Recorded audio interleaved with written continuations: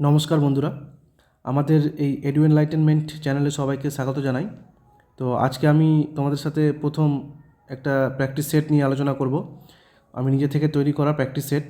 Total 20টা প্রশ্ন আছে। কোন কোন পরীক্ষার জন্য important? SSC GD, WBP, RPF, রেলের যেমন এএলপি আছে, গ্রুপ ডি আছে, ডাব্লিউপিএসআই, পিএসসি, এইসব পরীক্ষার জন্য খুব ইম্পর্টেন্ট। তো আমি তোমাদের জন্য 20টা প্রশ্ন নিয়ে আসছি, প্র্যাকটিস সেট প্রথম দিচ্ছি। এর আগে 23টা বা 24টা প্র্যাকটিস সেট দেওয়া ছিল, আবার নতুন করে প্র্যাকটিস সেট দিচ্ছি তোমাদের জন্য। তো দেখো প্রশ্নগুলো কেমন, আশা করি ভালো লাগবে তোমাদের, ঠিক আছে? আর যারা চ্যাপ্টার ওয়াইজ ম্যাথ শিখতে চাও তারা আমার ভিডিও দেওয়া আছে, সেখান থেকে তোমরা দেখতে পারো, প্লে লিস্ট করা আছে, সেখান থেকেও দেখতে পারো। তো চলো বেশি কথা না বাড়িয়ে শুরু করি। আর যারা নতুন আছো তারা অবশ্যই চ্যানেলটিকে সাবস্ক্রাইব করে দেবে, ভালো লাগলে লাইক শেয়ার করো। তো প্র্যাকটিস সেট 1 কোন কোন পরীক্ষার জন্য ইম্পর্টেন্ট তোমরা দেখতেই পাচ্ছ, টোটাল 20টা প্রশ্ন আছে। তো দেখি, বেশি কথা না বাড়িয়ে চলো শুরু করি। খুব ইম্পর্টেন্ট প্রশ্নগুলো তোমাদের সামনে তুলে ধরবো, ঠিক আছে, যাতে তোমাদের আগামীতে যেসব পরীক্ষা হবে সেগুলোতে আসলে তোমরা যাতে পারো করতে। তো 1 নম্বর প্রশ্ন বলছে, দেখো, নির্দিষ্ট ত্রিভুজের বাহু নিচে দেওয়া আছে, বলছে কোনটি সমকোণী ত্রিভুজ হবে। তাহলে 4টা অপশান যে দেওয়া আছে, এই 4টা অপশানের মধ্যে তোমাদেরকে বলতে হবে যে কোনটা সমকোণী ত্রিভুজ হবে। তো আমাদের অপশান এতে আছে A4, B5, C7। তাহলে সমকোণী ত্রিভুজ কোনটা, যদি আমি একটু এঁকে দেখাই, সমকোণী ত্রিভুজ হবে আমার এই রকম, মানে একটা কোণ হবে সমকোণ, ঠিক আছে? তাহলে একটা কোণ যদি সমকোণ হয় তাহলে সেটাই সমকোণী ত্রিভুজ। যদি আমরা বাহুগুলোকে A, B আর C দিয়ে ডিনোট করি, তাহলে এখানে একটা পিথাগোরাসের সূত্র লাগে কি, যে অতিভুজ স্কোয়ার মানে C স্কোয়ার সমান A square plus B square. তার মানে অতিভুজের স্কোয়ারটা বাকি লম্ব আর বাহু দুটোর স্কোয়ারের যোগফলের কী হবে, সমান হবে। তাহলে সেটাই পিথাগোরাসের সূত্র। তাহলে যেটা স্যাটিসফাই করবে 4টা অপশানের মধ্যে সেটাই হবে কি সঠিক উত্তর। তো 4, 5, 7, যদি 4-এর স্কোয়ার করি 16, 5-এর স্কোয়ার 25, 7-এর স্কোয়ার 49। তাহলে দেখো 16 আর 25 যোগ করে কিন্তু 49 হয় না, তাহলে অপশান এ হবে না। সেমভাবে 5-এর স্কোয়ার 25, এখানেও 25 আর এখানে 36, তাহলে দেখো 25 আর 25 যোগ করলে 50 হয়, এটাও হচ্ছে না। অপশান সি দেখি, 4-4-এ 16, 5-5-এ 25, 6-6-এ 36, তাহলে 16 আর 25 যোগ করলে এটাও হচ্ছে না। তাহলে অপশান ডি দেখি, 7-এর স্কোয়ার 49, 24-এর স্কোয়ার 576 আর 25-এর স্কোয়ার 625। তাহলে যদি আমরা যোগ করি 49 আর 576, তাহলে দেখো 625 আছে। তাহলে আমাদের সঠিক উত্তর হয়ে যাবে কত, অপশান ডি, ঠিক আছে? তাহলে 7, 24, 25 একটা ট্রিপলেট হয়, ওই জন্য এটা কী হবে, একটা সমকোণী ত্রিভুজের বাহু হবে। আশা করি বোঝাতে পেরেছি। চলো পরের প্রশ্ন দেখব, 2 নম্বর। 2 নম্বর প্রশ্ন বলছে, যদি 1/5√2 - 7 A√2 + B হয়, তাহলে A আর B এর মান কত? তার মানে বলেছে 1 এর নিচে আছে 5√2 - 7 সমান দিয়েছে A√2 + B। তাহলে এখান থেকে A আর B এর মানটা চেয়েছে। তাহলে এর পরবর্তীতে লাইনটা কী হবে, এই যে 1/5√2 - 7 আছে, তার করণীয় নিরসন যদি আমরা করে দিই তাহলে কী হবে, তাহলে জাস্ট এই যে 5√2 - 7 তার জাস্ট উল্টোটা আমরা লিখে দেবো ওপরে, মানে জাস্ট সাইনটা চেঞ্জ করে লিখে দেবো। তাহলে 5√2 মাইনাস ছিল, সেটাকে আমরা প্লাস লিখলাম, 7 লিখলাম, কিছুই না, জাস্ট মাইনাসটাকে আমরা প্লাস আকারে লিখে দিলাম। এবার ডান দিকে লিখছি A√2 + B। এবারে কি করব, যার সাথে মানে প্রথমটার সাথে আমরা যদি প্রথমটা সমান করি, তার মানে A√2-র সাথে যদি 5√2 সমান করি, তাহলে এখান থেকে √2 কেটে গেলে A এর মান কত পাচ্ছি, 5। সেমভাবে শেষটা যদি আমরা সমান করি তাহলে কী পাচ্ছি, B এর মান 7। তাহলে B এর মান 7 আর A এর মান 5। তাহলে আমাদের সঠিক উত্তর হয়ে যাবে কত, আচ্ছা অপশান এ আর অপশান ডিতে সেম দেওয়া আছে, আচ্ছা সেম নয়, ঠিক আছে, প্রথমে এ এর মান চেয়েছে, তাহলে এ এর মান হবে 5 আর বি এর মান হবে 7। তার মানে অপশান এ হবে কি আমাদের সঠিক উত্তর, ঠিক আছে? তাহলে 2-এর এ হয়ে গেল। দেখবো আমরা পরের প্রশ্ন। 3 নম্বর প্রশ্ন বলছে, 10টি বইয়ের দাম হলো 560 টাকা, এরকম 56টি বইয়ের দাম কত?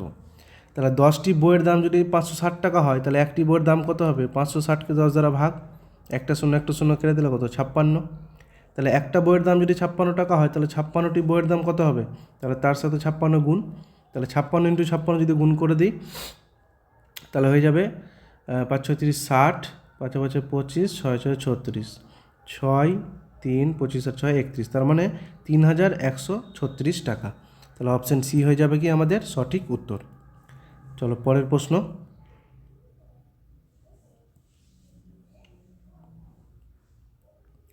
4 নম্বর প্রশ্ন বলছে দুটি অনুরূপ ত্রিভুজ এবিসি এবং পিকিউআর, ঠিক আছে, এটা ত্রিভুজ আছে পিকিউআর, এর পরিসীমা যথাক্রমে 36 সেমি এবং 24 সেমি। পিকিউ যদি 10 সেমি হয় তাহলে এবি এর পরিমাপ কত? তো আমরা কি করব, যে প্রথমে যদি এবি ধরি তাহলে এবি বাহু বাই পিকিউ বাহু, সেটাই সমান করব কার পরিসীমার সাথে। তার মানে এবিসি ত্রিভুজের পরিসীমা কত 36 আর পিকিউআর ত্রিভুজের পরিসীমা কত 24। তাহলে এবি বাহুটাকে যদি আমরা এবি রাখি, পিকিউ এর মান দিয়ে দিয়েছে আমাদের 10 সমান 36/24। তাহলে এটাকে যদি আমরা ক্যালকুলেশন করি তাহলে 12 দ্বারা 24কে কাটলে 2, 12 দ্বারা 36 কাটলে 3, আবার 2 দ্বারা 10কে কাটলে 5। তাহলে এবি এর মান হয়ে যাবে 3 5 15। তাহলে এবি বাহুর দৈর্ঘ্য কত 15। তাহলে অপশান বি হয়ে যাবে আমাদের সঠিক উত্তর। দেখব পরের প্রশ্ন। 5 নম্বর প্রশ্ন বলছে দেখো দুটি সংখ্যার গসাগু 15 এবং তাদের লসাগু 225, যদি একটি সংখ্যা 45 হয় তাহলে অন্য সংখ্যাটি কত?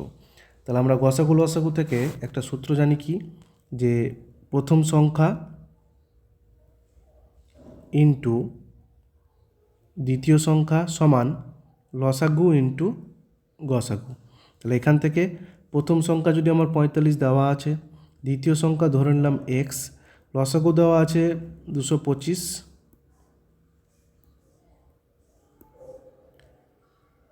আর গসাগু দেওয়া আছে কত 15। তাহলে এখান থেকে আমরা এক্সের মানটা যদি বের করি তাহলে এক্স সমান 15 বা 225 একসাথে লিখলেও পারি, 15 ইন্টু 225 আর নিচে 45। তাহলে এটা ক্যালকুলেশন করা নেই, দেখো উত্তর এইভাবেই দেওয়া আছে কি 15 ইন্টু 225/45। তাহলে 15 ইন্টু 225/45 মানে অপশান এ হয়ে যাবে কি সঠিক উত্তর। ঠিক আছে, চলে যাব পরের প্রশ্নতে। 6 নম্বর প্রশ্ন দেখো বলছে যদি sin 2a সমান 2 sin a হয় তাহলে a সমান কত? তো একটা জিনিস আমাদের মাথায় রাখতে হবে যে sin 2a এর একটা সূত্র আছে, ঠিক আছে। তাহলে sin 2a সমান আমরা লিখতে পারি 2 sin a into cos a, ঠিক আছে। তাহলে sin 2 এর সূত্র হচ্ছে 2 sin a into cos a সমান সমান কী আছে দেওয়া আছে 2 sin a, সেটাকে আমরা লিখে দিলাম 2 sin a। তাহলে এবারে 2 sin a কেটে দিলাম, তাহলে কি পড়ে থাকছে cos a সমান 1। তাহলে 1 cos এ কিসের মান, cos 0 ডিগ্রিতে হচ্ছে 1 মান, মানে cos এর মান হচ্ছে 1। তাহলে এখান থেকে আবার cos যদি আমরা ক্যান্সেল করে দিই তাহলে a সমান কি পড়ে থাকছে 0 ডিগ্রি। তাহলে এর মানটা আমরা পেয়ে গেছি কত 0 ডিগ্রি, তার মানে অপশান এ হয়ে যাবে আমাদের সঠিক উত্তর। তাহলে মাথায় রাখতে হবে যে sin 2a সমান এর সূত্র হচ্ছে 2 sin a into cos a। দেখব পরের প্রশ্ন। 7 নম্বর প্রশ্ন বলছে দেখো 8m³ - n³ এর সমান কি হবে, মানে এটা একটা এর ক্যালকুলেশনটা চেয়েছে সূত্র থেকে, ঠিক আছে। সূত্র কি a³ - b³। তাহলে আমরা লিখছি লাল কালি দিয়ে করছি আমরা 8m³ - n³। তাহলে এটাকে যদি আমরা সূত্রতে পেলি তাহলে 2m তার হোল কিউব মাইনাস n³। তাহলে a³ - b³ এর সূত্র আমরা কি ফেলবো, a মানে 2m মাইনাস b মানে n, আবার ফার্স্ট ব্র্যাকেটে 2m² মানে a²। তাহলে 2m² যদি করি তাহলে কত হয়ে যাবে 2 এর স্কোয়ার 4, m² প্লাস ab তার মানে 2m into n plus b² মানে n²। তাহলে এটা হয়ে যাবে আমাদের সঠিক উত্তর কি, যে 2m - n into 4m² plus 2m n plus n²। তাহলে কোথায় আছে দেখো, তাহলে আমরা দেখতে পাচ্ছি option D 2m - n 4m² plus 2mn plus n²। তাহলে অপশান ডি হয়ে যাবে আমাদের সঠিক উত্তর। আশা করি বোঝা গেছে। চলো পরের প্রশ্ন। 8 নম্বর প্রশ্ন x এর 35% যদি 140 হলে x এর মান কত? তাহলে x এর মানে গুণ 35% মানে 35/100, সেটাই দিয়েছে কত 140। তাহলে যদি আমরা কাটাকাটি করে দিই তাহলে 7 দ্বারা কাটলে 5, 7 দ্বারা কাটলে 20, আবার 5কে 20 দ্বারা কাটলে 4। তাহলে x এর মান কত হয়ে যাবে 100 আর 4 গুণ করলে 400, তাহলে এক্সের মান আমরা পেয়ে গেছি 400, তার মানে অপশান বি হয়ে যাবে কি সঠিক উত্তর।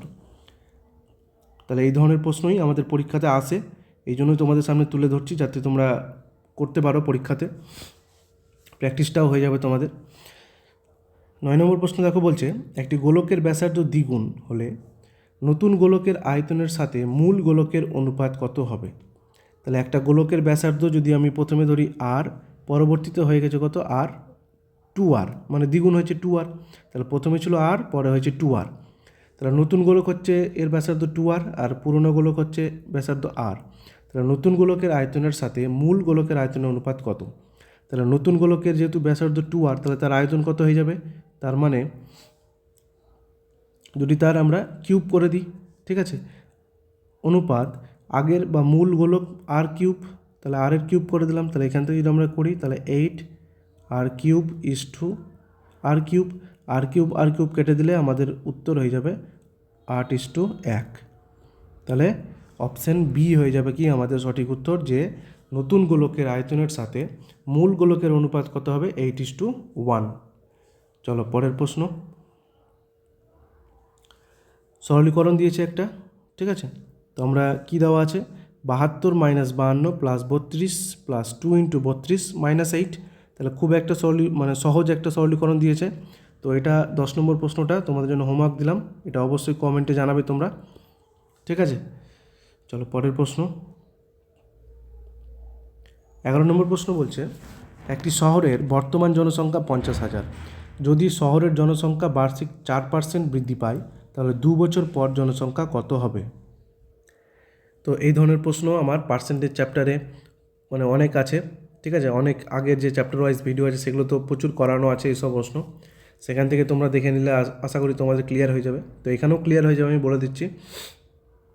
তাহলে যে জনসংখ্যাটা পার্সেন্টেজ দেওয়া আছে 4%, তাহলে 4% মানে আমরা জানি 1/25, তাহলে কী পেয়েছে? বৃদ্ধি পেয়েছে, কয় বছর? 2 বছর, তাহলে সেই বৃদ্ধি পাওয়াবো 25 থেকে 26, কারণ বৃদ্ধি পেয়েছে সেই জন্য ওপরের যে সংখ্যাটা সেটা কি যোগ হয়ে যায়, তাহলে 2 বছর বলেছে তার জন্য সেটাকে আমরা 2 বার লিখব। এবার বাদিক গুণ করব, 25 গুণ করলে 625, ডান দিক গুণ করলে 676, তাহলে বর্তমান জনসংখ্যা, তার মানে 50,000 দিয়েছে, তার মানে আমার কাছে বর্তমান জনসংখ্যা কত আছে? 625, সেটাই প্রশ্নতে বলে দিয়েছে কত? 50,000। তো এখান থেকে আমরা একের মান বের করব, তাহলে 25 দ্বারা যদি কেটে দিই 25 25 625, আর 25 2 50 মানে 2000, আবার 25কে যদি আমরা 200 কেটে দিই 8 একটা 0, তাহলে 1 সমান কত পাচ্ছি? 80, তাহলে একের মান 80 পেয়ে গেছি, তাহলে 676 সমান বের করতে হবে, তাহলে 676-এর সাথে জাস্ট 80 গুণ করে দেবো, তাহলে আমাদের সঠিক উত্তর পেয়ে যাব। তাহলে 0 6 8 48 8 হাতের 4, 6 7 42 4 46, 6 8 48 4 52, তাহলে 52,680 এত জনসংখ্যা বেড়ে হবে। আচ্ছা, কোথাও ভুল করলাম একটু দেখে নিচ্ছি। আচ্ছা, আমাদের গুণটা ভুল হয়েছে, ঠিক আছে, আচ্ছা গুণটা একটু ভুল হয়েছে, তাহলে গুণটা হবে 0 6 8 48 7 4, 7 8 56, 56 আর 4 হয়ে যায় 60, মানে 0 আর 6 48 আর হাতের 6 54, তাহলে 54,080 হয়ে যাবে কি আমাদের জনসংখ্যা, তার মানে অপশান ডি হয়ে যাবে কি সঠিক উত্তর। চলো পরের প্রশ্ন, 12 নম্বর প্রশ্নতে বলছে অমরজিৎ সিং একটি কাজ 5 দিনে শেষ করতে পারেন, তার ছেলের সহায়তায় তিনি এটি 3 দিনে সম্পন্ন করতে পারেন, পুত্র স্বাধীনভাবে কত দিনে কাজটি সম্পন্ন করতে পারে? তাহলে অমরজিৎ সিং একটি কাজ 5 দিনে করে, তার ছেলের সহায়তায় তিনি 3 দিনে এটি করে, তাহলে অমরজিৎকে আমি এ দ্বারা ডিনোট করছি, সে করছে কত? 5 দিনে, আর তার ছেলেকে আমি বি দ্বারা ডিনোট করছি, মানে এ প্লাস বি, তার সহায়তাই করেছে কত? 3 দিনে, তাহলে তাদের এলসিএম যদি করি 3 5 15, এখানে 3 এখানে 5, তাহলে এ মানে অমরজিৎ সিংয়ের ক্ষমতা কত হয়ে যাবে? 3, তাহলে অমরজিৎ সিংয়ের যদি ক্ষমতা 3 হয়, আবার এ প্লাস বি মানে অমরজিৎ সিং আর তার পুত্রের টোটাল ক্ষমতা 5, তার মানে এ প্লাস বি তাদের টোটাল ক্ষমতা যদি 5 হয়, আবার এর একার ক্ষমতা 3, তাহলে এর মান 3 আমি বসিয়ে দিলাম, তাহলে বি এর 5, তাহলে এখান থেকে বি এর ক্ষমতা, বি মানে কে? বি মানে হচ্ছে অমরজিৎ সিংয়ের পুত্র, তাহলে তার পুত্রের ক্ষমতা কত? 2, তাই তো, তাহলে বলেছে পুত্র স্বাধীনভাবে কত দিনে করবে, তাহলে মোট কাজ হচ্ছে 15, পুত্রের ক্ষমতা হচ্ছে 2, সেটাকে দ্বারা ভাগ করে দিলে আমরা অ্যান্সার পেয়ে যাবো কত, 7 পূর্ণ 1/2। তাহলে পুত্র স্বাধীনভাবে কত দিনে কাজটি শেষ করতে পারবে, 7 পূর্ণ 1/2, তার মানে অপশান বি হয়ে যাবে কি সঠিক উত্তর। চলে যাব পরের প্রশ্নতে। 13 নম্বর প্রশ্ন দেখব। বলছে 5টি ঘন্টা যথাক্রমে 2, 4, 6, 8, 10 সেকেন্ডের ব্যবধানে একসাথে টোল শুরু করে, মানে বাজতে শুরু করে। তাহলে 30 মিনিটে তারা একসাথে কতবার টোল করবে। তাহলে এই ধরনের প্রশ্ন থাকলে আমরা কি করব, যে সেকেন্ডের যে ব্যবধানগুলো দেওয়া আছে, মানে 2, 4, 6, 8 আর 10, তাদের কি করব, লসাগু বের করব। তাহলে 2, 4, 6, 8, 10 এর লসাগু তোমরা দেখবে 120 আসবে, ঠিক আছে। যেহেতু এগুলো সেকেন্ডে ছিল, তাহলে 120 কি সেকেন্ড, তাহলে 120 সেকেন্ড মানে কি 2 মিনিট, তাই তো 2 মিনিট। তাহলে 30 মিনিটে তারা একসাথে কতবার টোল করবে, তাহলে জাস্ট ওই সেই 30কে যে লসাগুটা বেরোলো 2 মিনিট, সেটাকে ভাগ করে দাও, তাহলে অ্যান্সার চলে আসবে কত, 15 বার। তাহলে একসাথে কতবার টোল করবে, 15 বার, তার মানে অপশান বি হয়ে যাবে কি আমাদের কাছে সঠিক উত্তর। চলে যাব পরের প্রশ্ন। 14 নম্বর প্রশ্ন দেখো, একটি সিলিন্ডার এবং একটি শঙ্কু একই ভূমি ব্যাসার্ধ এবং একই উচ্চতা রয়েছে। তাহলে একটা সিলিন্ডার মানে চোঙ আর একটি শঙ্কুর ভূমির ব্যাসার্ধ ও উচ্চতা কি একই রয়েছে। তাহলে চোঙের সাথে শঙ্কুর আয়তনের অনুপাত নির্ণয় করো। তাহলে যেহেতু ব্যাসার্ধ আর উচ্চতা একই রয়েছে, তাহলে জাস্ট চোঙ বা সিলিন্ডারের আয়তনের সূত্র কি, পাই আর স্কোয়ার এইচ। সেটাই অনুপাতটা কার সাথে সমান হবে, শঙ্কুর আয়তন। তাহলে শঙ্কুর আয়তনের সূত্র হচ্ছে 1/3 পাই আর স্কোয়ার এইচ। তাহলে এখান থেকে যদি আমরা ক্যালকুলেশন করি, সম্পূর্ণ পায়ের স্কোয়ার এইচ কেটে দিলে কী পড়ে থাকছে 1:1/3। তাহলে সেটাকে যদি আমরা আড়াআড়ি গুণ করে দিই, তাহলে 3:1। তাহলে আমাদের সেই সিলিন্ডার বা চোঙ তার সাথে শঙ্কুর আয়তনের অনুপাত কী হয়ে যাবে, 3:1। তাহলে অপশান বি আমাদের কাছে সঠিক উত্তর। পরের প্রশ্ন দেখব। 15 নম্বর প্রশ্ন বলছে 0.23 বার, তার মানে 0.23 তার মাথায় বার আছে, প্লাস 0.2 তার মাথায় বার আছে। তো এটা যদি আমরা ক্যালকুলেশন করি, তার মানে কি পুরো সংখ্যা লিখলাম 23, যার মাথায় বার আছে তার জন্য নিচে দুটো করে 9, প্লাস এখানে 2 পুরো সংখ্যা, 2 মাথায় বার আছে তার জন্য শুধু 9 নিলাম। এবার এটাকে যদি আমরা লসাগু করে দিই, তাহলে 99, তার মানে এখানে 23 আর এখানে 22। তাহলে 23 আর 22 যদি যোগ করে দিই 5, 45/99। তাহলে 45/99 মানে আমরা বলতে পারি যে 0.45 মাথায় বার, তাই তো। তাহলে এই 0.45 মাথায় বার মানে কি 0.45 আবার 45 আবার 45, এভাবে কি রিপিট হবে সংখ্যাটা, সেই জন্যই তার মাথায় বার লেখা হয়। তাহলে আমরা দেখব 0.45 যেখানে থাকবে ডট ডট করে, সেটা এভাবে কি আমাদের সঠিক উত্তর। তাহলে দেখো প্রথম অপশানে দেখো 0.455, যেহেতু 5 হয়েছে রিপিট হয়েছে, তাহলে আমাদের 5 শুধু রিপিট হয়নি, কি হয়েছে 4 আর 5 দুটোই রিপিট হতে হবে, তাহলে অপশান এ ভুল। 0.45 এটা তো আসছেই না। অপশান সিতে 0.45 ডট ডট করে চলতে আছে, তার মানে অপশান সি হয়ে যাবে কি সঠিক উত্তর। ঠিক আছে, চলো পরের প্রশ্ন দেখব। 16 নম্বর বলছে 1750 টাকায় বিক্রি করার বদলে 1800 টাকায় একটি টেবিল বিক্রি করে 4% বেশি লাভ হয়, তাহলে এর ক্রয় মূল্য কত। তো এখানে যে 4% বেশি দেওয়া আছে, ঠিক আছে, তাহলে 4% মানে আমরা জানি 1/25। তাহলে বেশি কোনটা হয়েছে, এই যে ওপরের যে ভ্যালুটা মানে 1, এই ভ্যালুটাই কি বেশি হয়েছে, মানে পজিটিভ হয়েছে। তাহলে এই যে দেওয়া আছে 1750 টাকা থেকে 1800 টাকা বিক্রি করলে, তার মানে 1750 টাকা আর 1800 টাকার গ্যাপ কত হচ্ছে 50 টাকা। তাহলে এই 50 টাকায় কি বেশি হচ্ছে, তার মানে কি এই যে আমার কাছে ভগ্নাংশে যেটা 1, সেটাই এখানে কত হচ্ছে 50। তাহলে 1 = 50। তাহলে চেয়েছি কি ক্রয় মূল্য, তাহলে ক্রয় মূল্য সবসময় নিচের ভ্যালু হয়, মানে 25, 1/25। তাহলে 25, তাহলে 1 = যদি 50 হয়, তাহলে 25 = কত, জাস্ট 25-এর সাথে 50 গুণ করে দিলে আমরা অ্যান্সার পেয়ে যাব 1250। তাহলে অপশান এ হয়ে যাবে কি আমাদের সঠিক উত্তর। ঠিক আছে, যদি কেউ বলে যে না এটা চেক করব, তাহলে আমরা সেটা চেক করেও বলতে পারি যে কীভাবে। 1250 থেকে একবার 1750 এর লাভটা বের করব। তাহলে যদি আমরা দেখি একটু লাভটা সাইডে, তাহলে 1250 থেকে একবার 1750 বিক্রি করছি, তাহলে লাভ কত হচ্ছে? লাভ হচ্ছে 0,00500 টাকা। কার উপরে? 1250 টাকার উপরে কত শতাংশ ইন্টু 100%। তাহলে এই 0 আর এই 0 কেটে দিলাম, তাহলে 125কে 500 গুণ করলে 4, তার মানে কত? 40।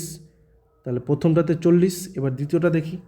আবার 1250 থেকে 1800 টাকা বিক্রি করছে, তাহলে লাভ হচ্ছে কত দেখি? 0,5 কার উপরে? 1250-এর উপরে কত শতাংশ ইন্টু 100%। যদি 0 কাটলাম, 125কে 5, 25 দিয়ে কাটলে 5, 25 দিয়ে কাটলে 4, আবার 5কে 55 কাটলে 11, তাহলে এখানে কত হচ্ছে? 44। তাহলে দেখো, আগে ছিল 40, এখন হচ্ছে 44, তার মানে কি বেড়েছে কত? 4% বেড়েছে। তাহলে প্রশ্নের সাথে মিলে গেছে 4% বেশি, তাহলে আমাদের সঠিক উত্তর ক্রয় মূল্য কত? 1250 টাকা। এভাবে আমরা চেক করে দেখে নিতে পারবো। চলো পরের প্রশ্ন। 17 নম্বর বলছে, একটি রম্বসের ক্ষেত্রফল 96 বর্গ সেমি এবং এর একটি কর্ণ 16 সেমি হলে এর বাহুর দৈর্ঘ্য কত? তো এখানে যদি আমরা একটা রম্বস আঁকি, তাহলে রম্বসটা যদি আঁকি তাহলে এটা একটা রম্বস হলো। তাহলে রম্বসের একটি কর্ণ বলে দিয়েছে 16, তাহলে এই কর্ণটা 16 বলে দিয়েছে, তাহলে অপর কর্ণ আমাকে বের করতে হবে। ঠিক আছে, তাহলে অপর কর্ণ, আচ্ছা আমরা সূত্র জানি যে হাফ ইন্টু প্রথম কর্ণ 16, দ্বিতীয় কর্ণ, আচ্ছা 1 মিনিট,